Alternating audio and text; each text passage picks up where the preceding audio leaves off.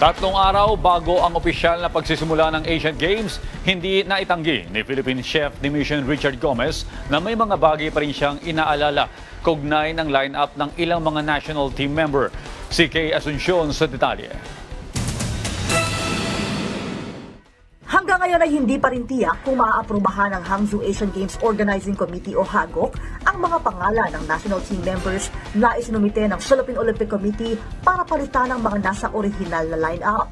Ayon kay Philippines Chef Dimission Richard Gomez, ito ang isa sa mga pinangangambahan nila bago opisyal na magbukas ang 2023 Asian Games. Ganito din ang concern ng Philippine Men's Basketball Team na naisa nang ipasok sina Calvin Abueva, Motang Tua, Terence Romeo at Jason Perkins bilang pamalit sa mga injured players na sina Brandon Rosser at Jamie Malonzo. Medyo hindi magiging maganda yung resulta pag hindi tayo pinayagan ng Hangzhou Organizing Committee na magpalit ng mga athletes. So sir, even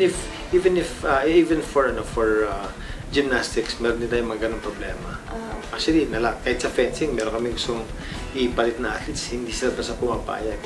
So if by tomorrow, hindi sila papayag ng change of players, for basketball example, baka less than 10 players na lang dumating sa Asian Games. And catastrophic yun para sa atin.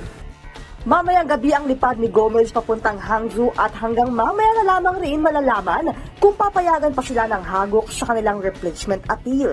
Aniya, bago sila umalis ay dapat planchado na ang lahat dahil kung hindi ay mahihirapan na umano silang i-apela pa ang kanilang request. Before nag-entry by name, humingi muna sila ng long list. But that was months before.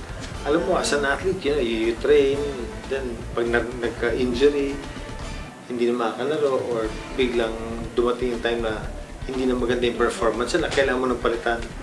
Hindi ganun yung case ngayon eh. So, I don't know how it's going to affect the whole games.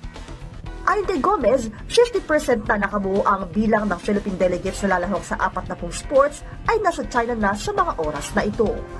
Para sa Rise and Shine Pilipinas, Kay Asuncion.